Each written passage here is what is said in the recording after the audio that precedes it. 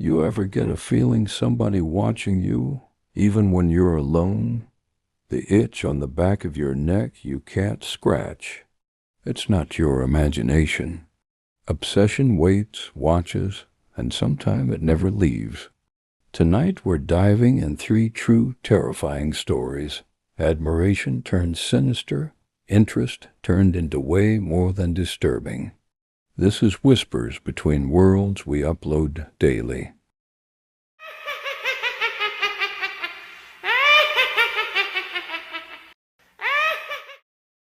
Story 1. The Guy from the Stairwell. Back in 2019, a woman named Liana moved to a small college town in Oregon for grad school. She didn't know anyone there, just her apartment, her books, and her routine. Her building was quiet, 3 floors, mostly students and retired couples. Nothing ever really happened, until she started noticing him. At first, it was harmless. A tall guy with messy hair, maybe early 30s, always wearing the same oversized gray hoodie. He'd stand in the stairwell next to the mailboxes, never going up, never coming down. Just standing there, Liana assumed he lived in the building. But when she asked around, no one else had seen him. The first real red flag came on a rainy Thursday night. She'd stayed late at the campus library and walked home with her hood up, earbuds in. When she reached her front door, she pulled her keys out of her bag and nearly dropped them. He was there, standing just beyond the staircase, in the shadows, soaking wet, silent. Staring Dot, she gasped and backed away, but he didn't move.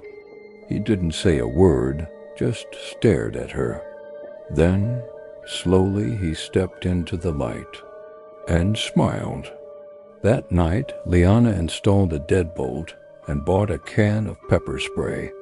She reported it to building management the next day, but there were no cameras on that side of the complex. 2 weeks passed. Nothing happened. Then she got the note, slipped under her door while she was sleeping. You have the kind of silence I like to watch. That was it. Dot, no name. No signature Dot, just that single line written in shaky, almost childlike handwriting.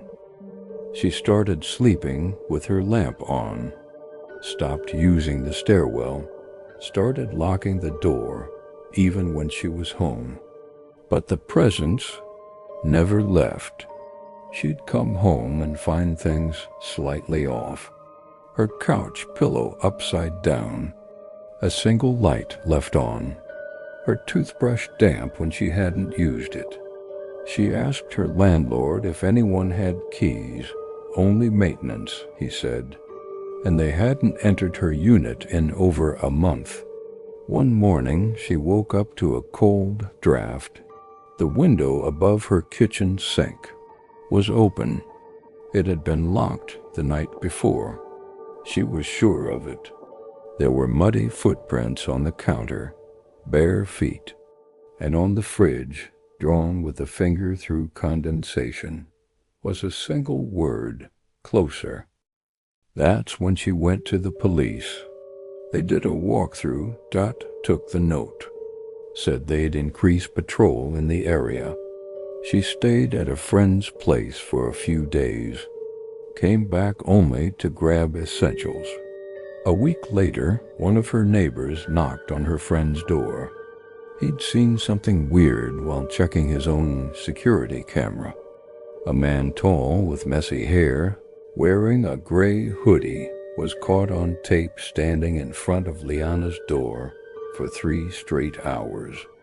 He didn't knock, Dot, he didn't move. He just stood there, Dot, at 2:13 a.m. He leaned forward and whispered something through the door. The camera didn't have audio, but the next morning, Liana returned home to find one more note. This time it was taped to the inside of her apartment window. You left, but I never do. She moved out the same day. Never looked back. No one ever saw him again. But every so often, Liana swears she sees that same gray hoodie on a bus in a parking lot, in reflections behind her. But when she turns to look, it's always gone. Some people don't fall in love, they fall into fixation, and the longer you stay still, the closer they come. Story 2, The Tutor. Back in 2017, a man named Marcus took a part-time job tutoring high school students in math. He was in his late 20s, saving up for grad school, and figured it'd be a simple gig. One of his students was Alyssa, a bright but quiet senior who struggled with calculus. She was polite, always on time, and always came alone. Her parents, he was told, were usually at work. For the first few sessions, things were normal. Then the notes started. It began subtly, scribbles on the bottom of her homework pages. You explain things so clearly. You're the only one who sees me. You should stay longer sometime. He brushed it off. Teenagers were dramatic. Maybe she had a little crush it wasn't unheard of. He kept things professional, stayed focused, made sure the sessions ended on time. But one night after they'd finished a particularly tough lesson, Alyssa said something that made his skin crawl. You don't have to leave, you know. My room's upstairs. He laughed awkwardly and packed up fast. He told his agency to assign her a new tutor. They agreed. The next day, Alyssa emailed him from a new account. I didn't mean to scare you. I just thought we had something real. I thought you understood me. He didn't reply. That night, someone rang his apartment buzzer at 3:17 a.m. When he checked the camera feed, no one was there. Just a small gift bag left on the steps. Inside, a copy of the calculus textbook they used, and a framed photo of him taken from behind while he was walking through the library 2 weeks earlier. He changed his locks, deleted social media, even filed a police report. But since she hadn't directly threatened him, there wasn't much they could do. Then things escalated. He came home one night to find his front door wide open. Nothing was missing, nothing was broken. But on the couch was his tutoring folder, the one he'd left at his agency's office. Inside was a new note, handwritten. You can lock the door again. I just wanted to sit where you do. That was enough. He took a break from tutoring altogether, moved back in with his brother across town, didn't give out the address, didn't even tell the agency, and still, she found him. A week later, his brother came home to find Marcus sitting on the porch, pale and shaking. He said he'd gotten a text from an unknown number. It's okay, Dad, I found your favorite place. Attached was a photo of Marcus's childhood bedroom, taken from inside the closet. They called the cops immediately. When they got there, the room was empty. The closet door was ajar. No fingerprints. No sign of forced entry. But sitting on the pillow was a freshly sharpened pencil, the same kind he always lent her during sessions. Alyssa was questioned, but her parents claimed she had been home all night, and her phone records didn't show anything unusual. Nothing stuck. Marcus moved states. New job. New apartment. New phone number. He hasn't seen her since. But sometimes he wakes up and finds the same brand of pencil lying neatly on his windowsill. No prints. No footprints. Just a single line etched into the wood. still learning. Some students don't want knowledge, they want attention. And when they find the one person who makes them feel seen, they'll follow you until you disappear. Story 3. The Room Upstairs. This story came from a woman named Danny who moved into a rented house in upstate New York after a rough breakup. She wanted quiet, space, and time to heal. The landlord, an older woman named Mrs. Porter, told her she'd have the entire bottom floor to herself. The top floor, she said, was sealed off, used for storage ever since her late husband passed away. Danny was fine with that. The place was old but peaceful. Thick woods wrapped around the back of the house, and the nearest neighbor was half a mile down the road. She settled in quick, started a new job, got used to the creaks in the floorboards and the way the pipes moaned when the heat kicked in. But then came the tapping. It started about a week in. Always at night, always upstairs. Soft, deliberate tap, tap, tap. Sometimes it came from above her bed, other times from the hallway ceiling.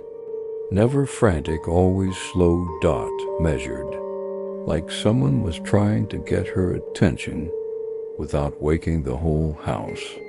At first, she thought it was mice or pipes shifting. But then one morning, she found a note slipped under her bedroom door. "You breathe different when you sleep."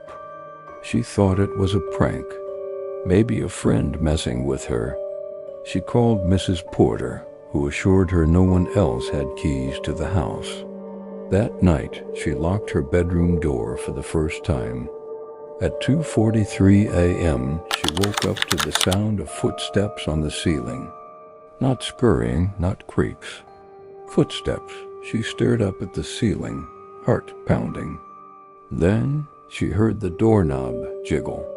Someone was on the other side, trying it gently. No knocking. No voice. Just the soft click of metal shifting. When she screamed, it stopped. The next day, she demanded to see the upstairs. Mrs. Porter hesitated, but agreed. They went up together. Dust, cobwebs, covered furniture. It was exactly as the old woman described, except for one thing. In the far corner of the attic-like room, under a tarp, was a mattress with an indent next to it, a crumpled blanket, a half-empty water bottle, and a notebook. Danny picked it up.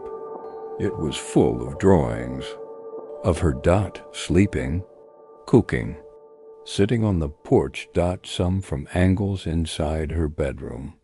One page had the words, "We're closer now than I ever was with her. The police were called." Turns out Mrs. Porter's husband didn't die. He'd gone missing 2 years prior. They assumed he wandered off. He was showing signs of early dementia. But now they believed he never left. He stayed in the house, living above her, watching. He was found 2 days later hiding in a storm drain just a few blocks away, malnourished, barely coherent. All he would say over and over again was, "She's better. She doesn't yell. She doesn't leave." Danny moved out that same night. She never fully got over it. Sometimes she'll still wake in the middle of the night and swear she hears tapping, even in her new apartment. Tap, tap, tap. Obsession doesn't knock. It seeps in through the cracks, quiet, patient, and relentless. And sometimes you don't even realize you're being watched until it's far too late. If you made it to the end of this video, thank you for walking through the shadows with us. This is Whispers Between Worlds, where true horror lives just beyond the edge of ordinary life. We upload every single night. So subscribe, stay curious, and remember, some eyes never blink.